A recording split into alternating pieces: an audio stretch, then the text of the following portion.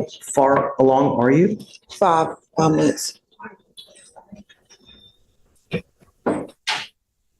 She's consuming alcohol while she's while pregnant. How? You're 5 months pregnant. You have positive alcohol usage on August 3rd. No.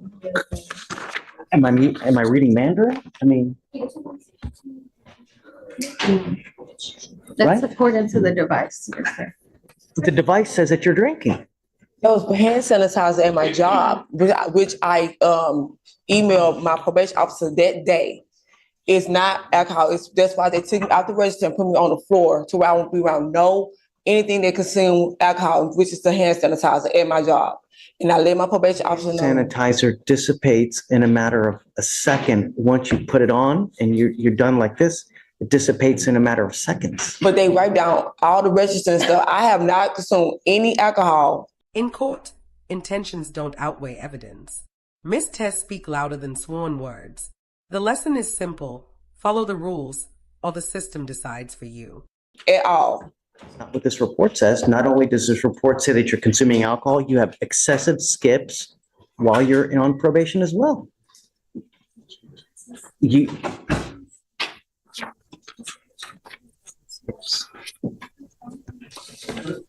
Honor, hold on a second. Hold on. Okay, so April 4th, skip test. April 16th, skip test. April 18th, skip test. April 24th, skip test. April 25th, skip test. April 29th, May 2nd, May 15th, May 19th, May 22nd, June 2nd, June 4th, June 8th, June 9th, June 13th, June 16th, June 23rd, June 25th, June 26th, June 30th, July 2nd, 5th, 11th, 12th, 13th, 15th, 16th, 18th, and it goes on and it goes on as the day is long. I was here on the 11th. I seen you on the 11th. We had court. And I said, I work at the register, and I explained to my manager that I had to step away from the register to blow into my device. So as soon as they understood that I'm on a case to where I had to step away from the register, then they had allowed to me, because I have 3 hours of window to blow into my device. So I had got that handled, which I told my probation officer as well. So I allowed my manager to understand to where I could keep my job, to where she can move me to a different department, to where I won't keep leaving from the register to go blow into my device, so I will not be late. Not only are you allegedly skipping, not only are you allegedly consuming alcohol, but you also have a prior DWI, felony DWI with a child from a year and a half ago. Drug test, not passed. I'm on drug test, so I'm just impossible, because I have, and you can go to, and they took my blood test and my doctor's as well too. So I have not consumed any alcohol during my pregnancy or before my pregnancy. And when I stood before you on July 11th, I have not took any alcohol at all. That's the honest truth. And I saw you on the July 11th. And then after that, when I had found out I was pregnant, they took my blood and everything. I have not consumed any liquid of alcohol down my throat. We have clinicians that evaluate you to determine what the best course of action going forward on this probation is. They've deemed, after doing all their research, that the best way moving forward is to put you into a residential treatment program.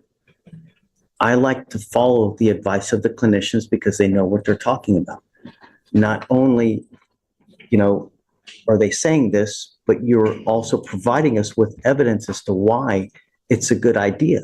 You're saying you're not consuming, but I have concrete evidence that you are, and I have dozens of skip tests when you're not supposed to be skipping. What I day know. was they say I consume alcohol? Because that's the day that I emailed my lawyer that day, and I was at work. It's not a negotiation. That's what they're recommending, and I think that it's a good idea. So that means I go 45 days, I lose my job, I lose my apartment, I lose my kids, might end up having a miscarriage because I'm in there for 45 days for something that I did not do. That's the reason why I'm back, because I have not. So just the only other thing I could offer is maybe Santa Maria. Have the clinicians considered that? Did they know she was pregnant? The recommendation was a community residential program followed by social work. So, They didn't recommend Santa Maria. Did they know she was pregnant? What's the difference of Santa Maria It's versus? an outpatient drug residential facility treatment center for pregnant females. It's only pregnant females. She can get a bed there reserved for her, but they have to accept her into the program. It's common in felony with pregnant women, but I don't know what it's like here in misdemeanor if they even offer the Santa Maria Hospital. But it's supposed to help pregnant women. Are you married? No. Who's taking care of the other kids? Me. You don't have any other person in your life? Boyfriend, but I mean, Okay, so, Other than- so you currently live with your boyfriend? Mhm. So he's got, possession of the apartment, I would imagine as well. So you're not going to lose your apartment, home is in my name, not his. okay? I mean, as long as the rent is being paid, but my concern is that you're not consuming alcohol, especially while pregnant, because if you do, you're ensuring a lifelong potential problem with that child. I have evidence here that you're consuming alcohol. I have evidence here that you're refusing to blow into the machine like you're supposed to. And that's why we do these. But Recommend. I'm so I sorry. know that you don't like it, but I'm No, sorry. because I can't just stand here and just, I can understand the skill part, but the actually drinking alcohol, I can't stand here. And that's on everything I love. I have not consumed any alcohol since you put me on probation. Since we had this last conversation, I have not put a Have risk. evidentiary proof to the otherwise. Germans have alcohol in there. So it's like y'all saying that I actually took a cup. I actually put it to my mouth and I actually drunk the alcohol while I'm pregnant. I can't stand here and let that go by and feel like that's okay because I knew I have not. And I emailed my probation officer when it happened, when it violated on my device. I'm just national guy. I'm sorry. I'm just trying to get him to understand. I understand that you're upset. I literally emailed her when the device was violated. When it said violation, I was at work on lunch trying to catch it before 8 o'clock. And that's when it said violation. So I'm trying to figure out, we have hand sanitizer everywhere on the registers. So that's where it came from. It have not come from no alcohol. It's not hand sanitizer. Hand sanitizer doesn't go into the actual tube that you blow into. I mean, Your I'm Honor. sorry if you, Your Honor, would you consider if she meets the requirements for this Santa Maria of outpatient, course. would you be? Oh, outpatient? Yes, Your Honor. In light of the fact, like, She's been on probation. We've given her the opportunity to do it on her own. And you're not doing it. So that's why we have this now as the alternative. And I always tell everybody, look, I will give you the opportunity to try it yourself. If you're unable to do it, then we're going to do it my way. And I know that you're not going to like it, but that's the reality. The reality is that we don't want you to consume alcohol, especially while you're pregnant. And I've got evidence to the otherwise. And so the only way is to do it our way. I know you don't like it and I'm sorry, but that's the reality. Your Honor, if I may, can I have the date that you say that she tested positive for? Here, I'll give everything to you.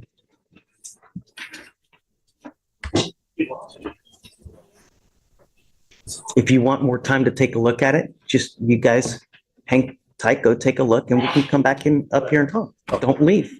Otherwise, I'm going to issue a warrant. Yes, sir. Last name again, James? Richardson, Judge? Take a step. Mr. Richardson?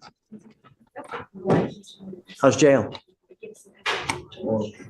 Wonderful. Missing bills, I'm missing life, I'm missing everything, missing my job, work opportunities.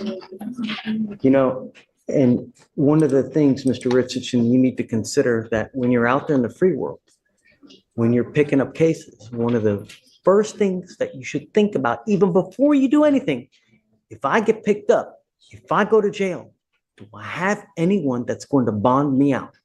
Because when you don't, you wear orange for a very long time. You were on bond for 2 serious assault cases, and now you picked up a 3rd case. This is what happens. Your lawyer's asking me to give you another PR bond. No. It scares me. What are you going to do if we let you out? I'm working with law enforcement to figure out exactly where the, Don't talk about the facts of the case. I have no interest in talking about the facts of the case. My concern is if we let you out, are you up to no good? That's my concern. no, We gave you the opportunity and now here we are again. So I'll be doing good. I'll be doing good. They let me out, I'll be doing good. And I have, Judge, he has a job lined up with the Port of Houston. He just wants to start you working. have in your life now, Mr. Richardson. my grandma, my sister, Your daughter. my daughter, Where's mom and dad?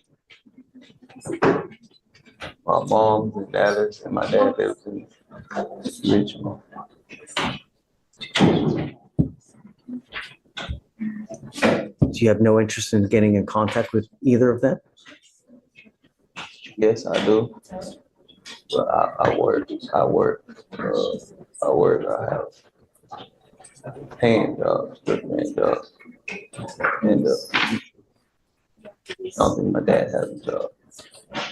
Or he is a Say up. cop, something like that.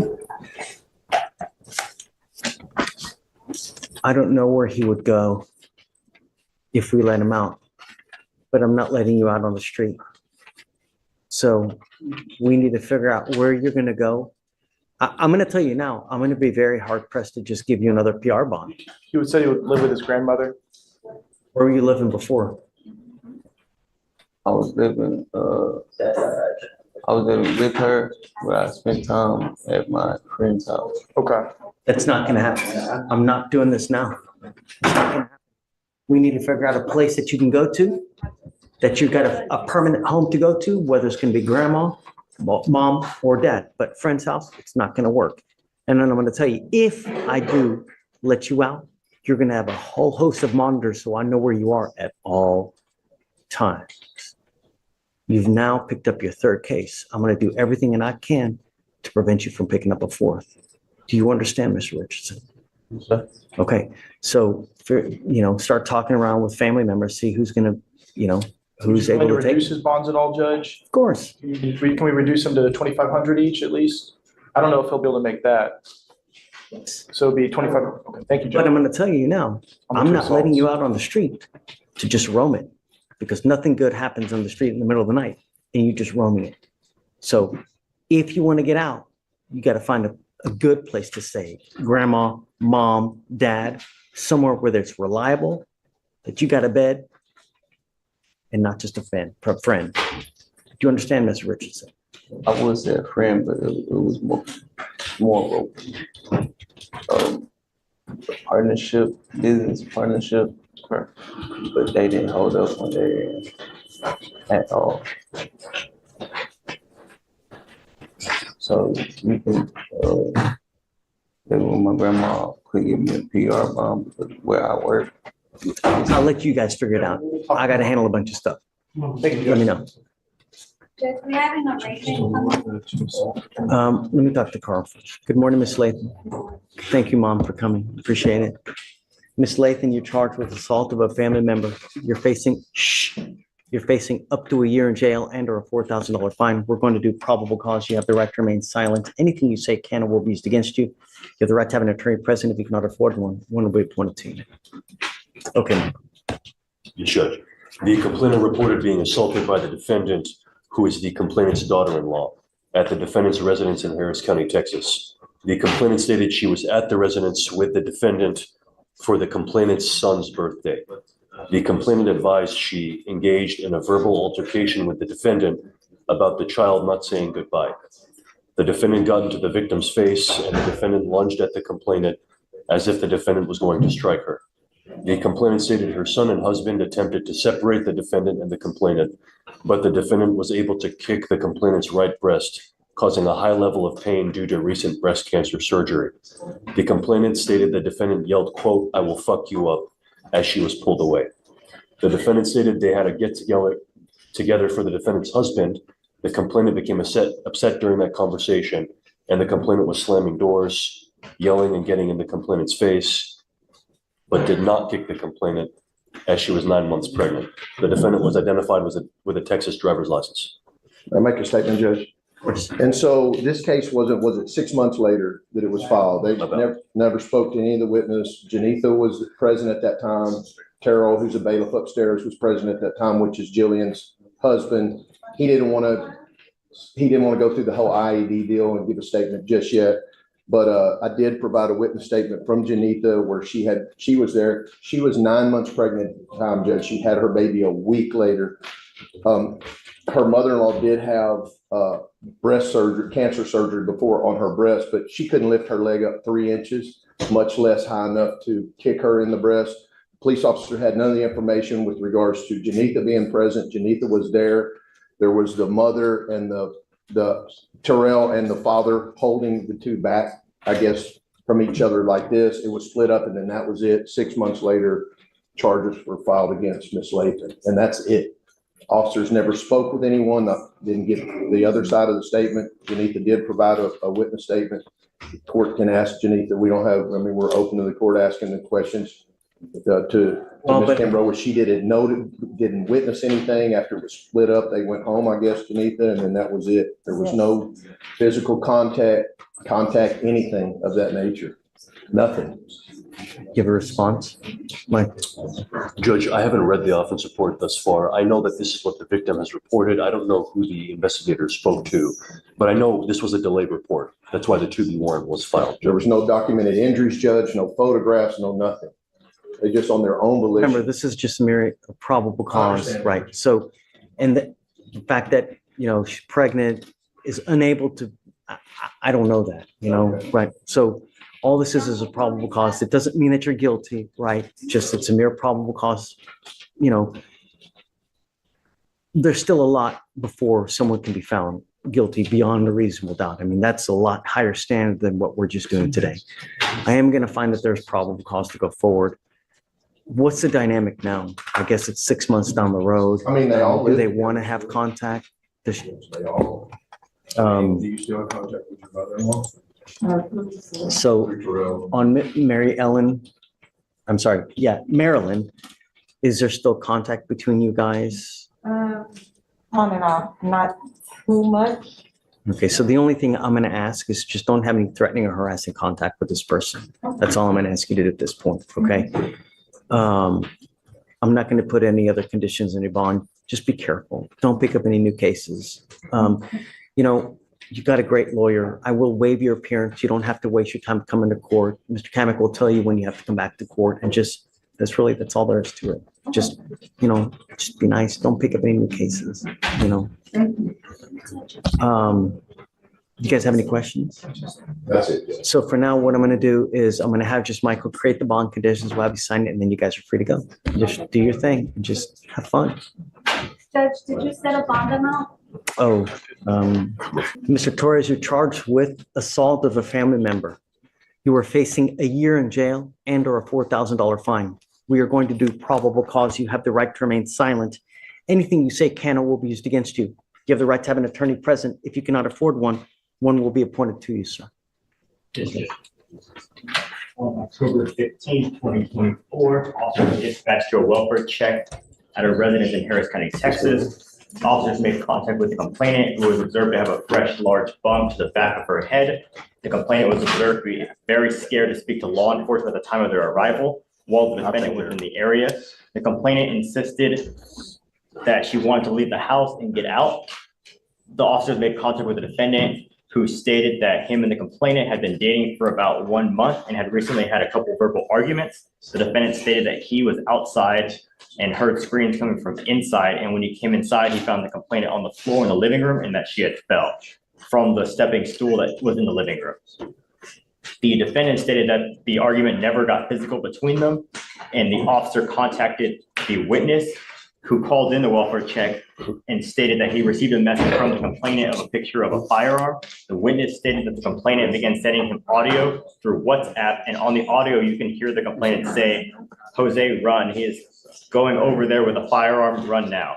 The second audio that was sent from the witness, you could hear the complainant telling him, "I was able to take the firearm away from him, but he had a knife. Run." The witness stated he called the complainant and was able to hear a disturbance between the complainant and a male. The complainant tells the witness, "I don't want to die," and the witness then overhears a male yell, "If you call the police, it will get worse."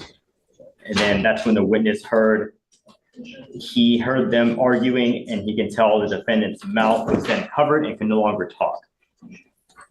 And then the complainant stated the defendant was upset that her ex-boyfriend was trying to pick her up, so the defendant placed a firearm inside his waist and said he was going to look for her ex-boyfriend, and he left the house.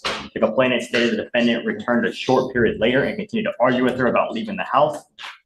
And when the complainant was exiting the master bedroom and going towards the living room to leave, the defendant pushed her back, causing the complainant to fall to the ground and hitting her head with the floor. The complainant stated she lost consciousness after she fell, but when she woke back up, she was already laying on the bed when the defendant was there pleading that he was sorry and he didn't mean to hurt her. The complainant stated she did feel pain. And that's it, Your Honor. So it is the pushing and falling on the floor and getting hurt that way. Okay. Mr. Torres, I'm going to find that there's probable cause to go forward with your case. I'm ordering you as a condition of your bond not to have any contact with the complaining witness in this case. Do you understand? You don't understand? No, not one time. He said, no, he's not gonna have contact. Okay. I'm also ordering you not to be in possession of any weapons. No guns. Do you understand? No, yes, sir. If I find that you have a weapon, if I find that you try to have contact with this person, I'm going to put you in jail and you will not get any more PR bonds. Tell me, are you a United States citizen? Yes, sir. You are? I'm entering in what's called a magistrate's order for emergency protection. This is a court order that identifies Yolis Hernandez as a protected individual. You cannot commit family violence or an assault against this person. Commit an act in furtherance of an offense under section 42.072 of the Texas Penal Code, which is the stalking statute. You cannot threaten, harass, use another person to communicate a threat or harassing behavior. You cannot be in possession of a weapon or go within 200 feet of where she lives or where she works. Do you understand? If you violate this court order, the state can and will file an additional charge against you, a violation of a protective order, and then it's really bad. Do you understand? Yes, sir. If you ever have any questions, Mark can help you and guide you through this. Because you have a lawyer, I will waive your appearance so you don't have to waste your time coming to court, but you must stay in touch with Mr. Metzen. He will tell you if and when you have to come back to court. If he tells me he can't get a hold of you because you're playing games, I will issue a warrant for your arrest. So don't pick up any new cases, no contact and no weapons. That's it. Do you have any questions? Okay. As far as the bond is concerned, we need to take care of that. Yes. Do you have any prior criminal history that you guys see? Alex? I can run his NCIC. In Texas, no, Your Honor. I don't know. Outside, I doubt anything outside. Your Honor, I don't see any other criminal history. Okay. Mr. Torres, I'll set your bond at $500 and I will give you a PR bond today. Okay, but I will not give you another PR bond. If you pick up a new case or violate these conditions, I'm going to take that PR bond in a moment's notice. You understand? Okay, my friend. So take a seat. We'll have you sign all the documents, but don't leave until we let you go. Okay? All right. Okay. You want to do the other gentleman? Yeah, let's do that. Is this, Mr. McDonald, Jonathan McDonald. all right. So Mr. McDonald, your lawyer wants me to set you a bond. I don't know anything about you. I've never met you before. I know you're going to tell me it's little bunnies jumping in the woods, but my main concern are two things. Are you a danger to the community? Number one, if you're not, and my other one is, are you going to go back to the jurisdiction you're wanted from? My other main concern is what you're wanted for, because I don't know. So Amy, tell us about Mr. McDonald. Yes, Judge Fleischer. So he's wanted from Faulkner County, Arkansas for a theft by receiving $1,000 to $5,000. It's a felony. He looked at his criminal history and would be opposed to a bond at this time. He had concerns about the danger of the community. In particular, he had in 2024 an arrest that resulted in 7 open charges. So he had 7 open charges did you say last year? This year, 2024. Oh, Yeah. Felony possession of a firearm by certain persons, driving with license suspended, failure to pay a license fee, theft by receiving, which is separate from this one. And then a fake license plate, possession of a controlled substance, and possession of drug paraphernalia. He's also had in 2021 forgery dismiss, felony property dismiss, felony domestic battery 18. He's had a federal firearm charge from 98, federal assault on a postal employee from 99 that ended in probation. And he's had 2 guilty convictions for theft of property and burglary in 88. So at the time, we should be asking for no law for those reasons. Is he on probation or parole right now? Do you know? Not that I know of. Dave's gonna come up in a second to tell you for sure, but I don't see that he's on it now. What's your position? Judge, we're asking for a bond because it looks like the Faulkner County, Arkansas case is theft by receiving. It's not violent. Additionally, it was a warrant, so there's no failure to appear or any issues like that. I did. His 8th charge this year, right? I wasn't aware of that. Can I speak? Yes. Sure. Okay, she asked me about being arrested. Let's not talk about the case. Okay. My case. My only Okay. concern is, I mean, you've got 8 cases this year. 8 cases this year. May I, to the judge? Okay, Judge. I flew into Arkansas. My mom was dying. Whoa, let's not talk about Well, that. I have to give him some background so you can see what happened. I borrowed my ex's vehicle. No, let's not just talk about that. Let's just not talk about that. Okay, well, let me get to it. That's been just, I don't know why that ain't showing up. That's been dismissed. The only thing I've been charged with, the only thing I've agreed to is paraphernalia and her vehicle, not mine, her vehicle. But she's saying, everything. Is it dismissed? Or out of the 7 charges, what happened? I'm saying that they're arrested. It was Dave dismissed. said that they're open charges. It was dismissed. Still open. That's what Dave said. But I am saying that he was arrested for that. They're all still open. The prosecutor dismissed all that gun stuff and all that. My lawyer just contacted me last week. The date where everything was supposed to have been done, they changed it to January 25th. I'm pleading out to the insurance and stuff on the vehicle. It wasn't my vehicle, but I'm pleading out to because I was driving it.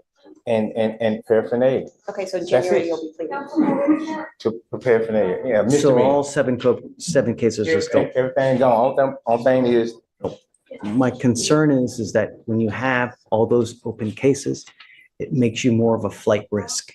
I've never fled from anything. In fact, Your Honor, But you're here. listen, I didn't flee. I never had. I think it was, they filed a new case. They He's saying filed, I that was it home. wasn't, he did not flee. It was a warrant. Is it 2B? Yes, that's what my client stated. But what I will tell you, Your Honor, the conviction she made in 1999, granted, yes, I did go into federal custody. The judge gave me a self-surrender. They sent me a letter saying, be here at this time and this date. I was there. I got there June 14th, 2 o'clock, You don't mess with 1999. the feds. I didn't come out till 2004. But what I'm trying to tell you is I got sent a letter to come to prison knowing I wouldn't get out for 5 years. I was there. I've never ran from anything. I'm not dangerous. I've never not answered anything. Nothing. You will never find that. I've never escaped anything. In fact, if I just be honest with you, Your Honor, I don't even really know if you give me a bond, make it. So I'm like, I told her, you know what? I just do the 14 days So or you don't whatever. want a bond? Well, I want one, but at the same time, Okay, let's if it's just- gonna be let's- an understand, Can I big just bond. speak for him? Thank you so I'm much. I sorry. appreciate that. Mr. McDonald also has a couple other background facts that I wanted to make you aware of, Judge. Number one, he does have health issues when he was arrested October 26th. 2 days ago, they took him to Ben Taub. He has a prior heart attack and stents. He says he did get his insulin shot, but he's got some diabetes and high blood pressure issues. So that's just another aspect to consider. You know, Mr. McDonald, you got to understand this life is so precious. And when you have multiple heart attacks and you're using that kind of dope, you're begging. Oh, If you're using any kind of dope, I never use drugs. if you do, you're begging for trouble. So I'm just saying, be careful when you're out there, especially if you have all those health issues. If I were to set you a bond, it would probably be somewhere in the neighborhood of around 5,000 to 10,000. So No. that's what it would normally be with these types of fugitive cases, just so you know. Okay, Judge, I think we'll keep our waiver. Okay. Hi, Jay. Days right now. Happy Monday, man. Monday, how are you? Tell me about, this is Mr. Tapia? Tapia, Johnny. So just with the, at very little notice, but He's wanted out of New Mexico for 2 counts of aggravated battery of a household member by impeding, interfering communication, and tampering with evidence. Due to the severity of the charges and the amount of charges, is that we would be opposed to a bond. I was also seeing that he was part of a protective order back in October of this year, and it's still current. It's the temporary protective order that's still active for another month, with I'm presuming the one for the impeding as a protected party. So he has 2 open aggravated assault cases by strangulation?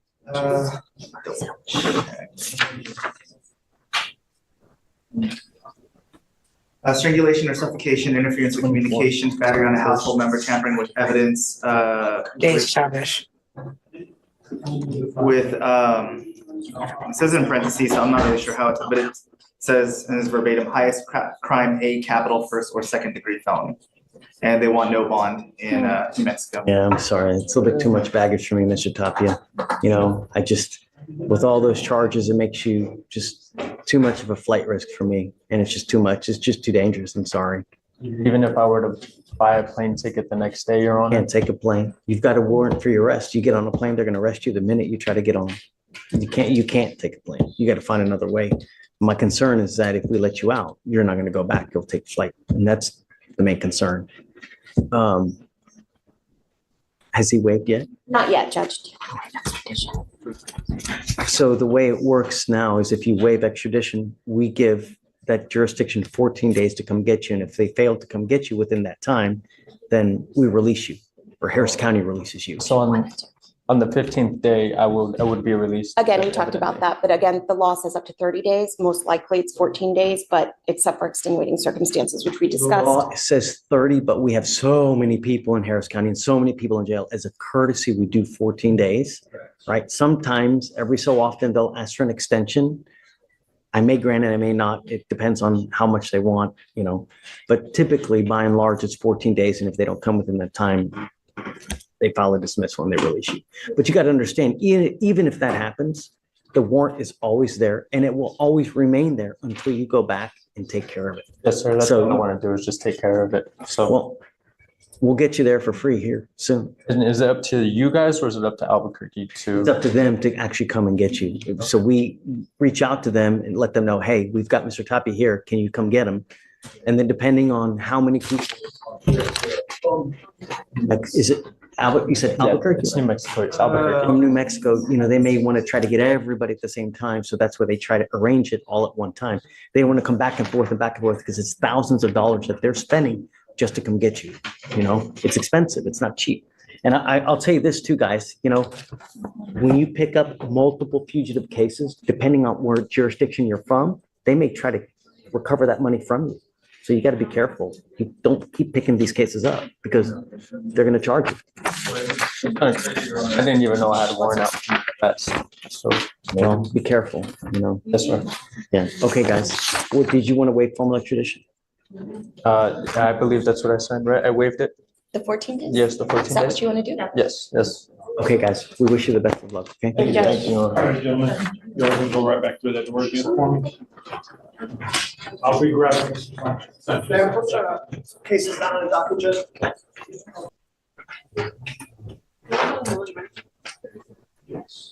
Good morning, Mr. Sanchez Vasquez. Mr. Sanchez Vasquez, you're charged with driving while intoxicated, second offense. You are facing up to a year in jail and or a $4,000 fine. You've worked out an agreement. They're offering you 100 days in jail. Credit for the 50 days that you've done. Is there an accident in this case, man? I think Alex? No, Your Honor, can we pull up the case? I think he was just found in the driver's seat.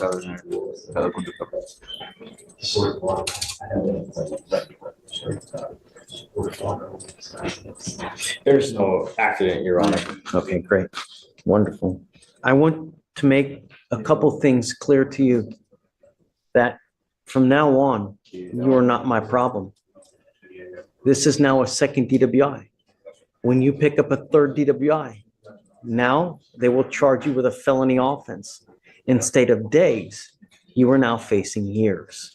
And you'll be facing a minimum of 2 years in prison, a maximum of 10 years in prison for the rest of your life. If you were ever pulled over in a car, even the most remote smell of alcohol, you could be in prison for a very long time. What I'm trying to tell you is that if you even have a sip of alcohol, I wouldn't get into a car because you were taking a humongous risk. You give up a lot of rights by entering into this agreement. You give up the right to a trial, right to compel witnesses, testify on your behalf, confront and cross-examine your accusers. If you are not a citizen, there are possible immigration consequences. You can be deported, excluded from the country, denied naturalization under federal law. You give up the right to appeal. Once you plead guilty, you can never change this. Now, is it true or untrue that you had a 0.15 or above?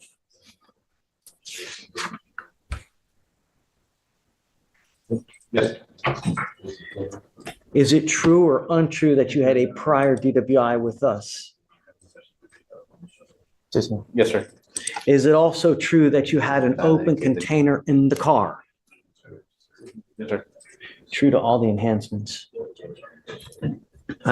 How do you plead to the offense, guilty or not guilty? Guilty. I will find you guilty, sentence you to 180 days. 100. What did I say? 180. Oh, sorry, 100 days in jail, 50 days credit, true to all enhancements. I'm going to suspend your license for 2 years. Is there an immigration detainer on this gentleman? Yes, sir. You now will be shipped off to immigration. The only other thing I'm going to tell you is that if you come back to this country, do it the right way. Ask for permission first, because if you get busted by the feds, you could be looking at serious time in federal prison.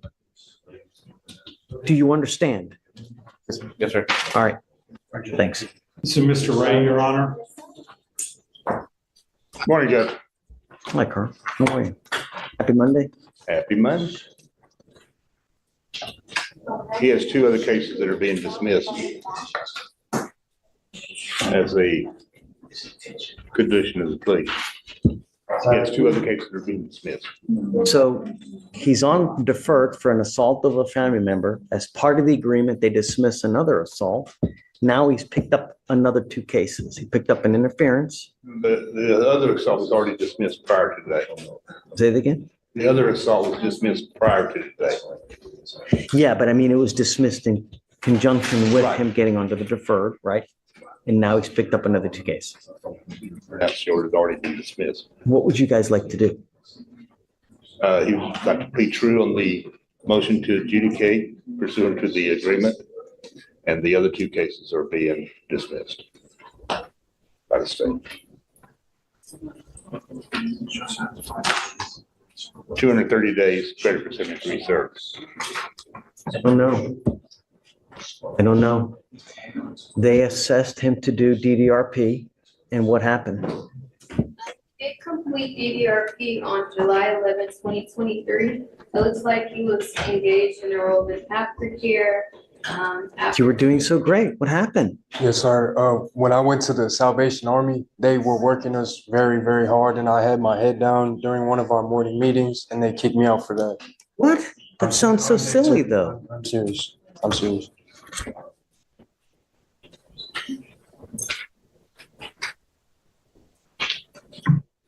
Is that when the cops came and then everything just went haywire?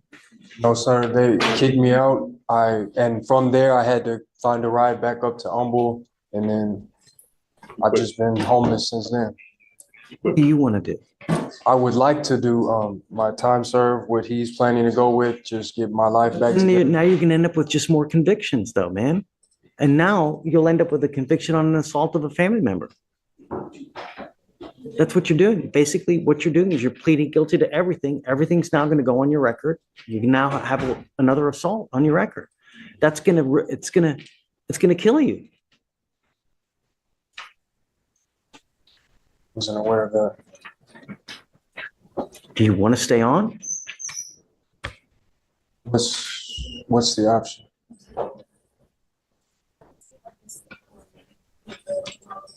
Are you taking any medication? Sir, Should you be taking medication? Sir. Why aren't you taking? I got kicked out of Salvation Army. That was the last of my medication. What do you have in your life? No one. Where's no mom, dad? Where's mom and dad? I have them, but my phone got stolen and my ID and social security card after the Salvation Army, so I wasn't able to talk to anyone for months. You'd rather live on the street than live with mom and dad?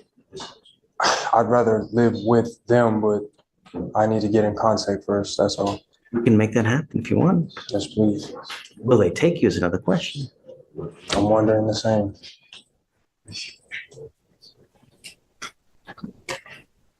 It looks like he has to do the aftercare, which is IOP and SOP. They also wanted him to remain in compliance with his mental health treatment. He also informed the officer at that time that he was not taking his medication due to all of the homelessness and everything at that time. Yeah, I'm not gonna take this. No, it serves you no purpose. All we do is basically throw you out on the street, right back for you to do what you're doing now. You're gonna end up with more convictions. Next time, now, you're looking at up to 10 years in prison. This is not the right way to go through life, Mr. Ray. You know, you're going backwards instead of, did you graduate from high school? Yes. That's a Yes, good sir. thing. I'm sorry. That's great. No. So let's do this. Can you try to get in contact with mom and dad and see if they'll take him back? And then I would like to talk to your mom and dad too and see what we can do about getting you back at home and not living on the street. Why you would prefer to live on the street? Is it dope? No, sir. I just got in contact with my mother literally like 2 days before I was arrested. She got me a phone, but I'm just not sure if she would let me live there. So if I could talk to her, maybe, but. Let's see. Okay. Do you mind, Carl? Not at all, Judge. And I'll help you out as well. If you need, I'm happy to talk to mom as well to see what we can do to get you back on the straight and narrow. Can we get untapped funding? He was, yes, he already qualified. Great. Everything can be paid for you, man. Everything's gonna be, we have it right there set for you. All you gotta do is take the medication, and get off the street. All right, okay. As far as the bonds he's in custody on, talk to mom first. Yeah, Okay. I'm gonna tell you this now. Where we're trying to help you, I'm not gonna throw you out on the street. I'm not gonna let you out until we know that you have a place to stay. And when we release you, you have to get released to those people, mom and dad. I'm not releasing you to walk on the street and to just walk out and do nothing. No, the only way I'm gonna release you is if I know that you have a place to go to. Preferably mom and dad. You understand? Sir. Make all the amends that you need to do. All right? Sir. Okay. Thanks, Carl. Steve. She cares for you. And what I want, Mr. Ray, is to find you a place. And the only way I'm going to do it is on two conditions. Number one, and most importantly, that you take the medication. You need it. And when you take it, good things happen. When you don't take it, what happens? You start wearing orange again. And it's over, and it's over, and it's over. And I've got 1, 2, 3, 4, 5 criminal cases here to prove it. When you don't take the medication, bad things happen and you end up in jail. When you take it, the world is in your palms. Anything can happen when you take it. You have to continue. The other thing is that I'm giving you a curfew. I don't want you out in the middle of the night. Do you understand? Sir. Do you want me to let you out on jail? Sir. What I'm going to do is I'm going to extend you, and I'm telling you now, the next time you mess with us by not taking your medication, picking up a new case, or if you're mean to your mother, I'm just going to file a motion to revoke your probation. And then we will continue this game until you successfully complete the probation. I'm extending you now for another year. Yes, because I want you. The most important thing in your life that you need to do at this time is you have to get a job. Your mother and your father will not be here for the rest of your life. What's going to happen when they pass? You're going to have no one. And if you don't have a steady job with some kind of income, you're going to go nowhere in life. You'll end up broke on the street, missing teeth. Really, what you're doing now, Mr. Ray, Sorry.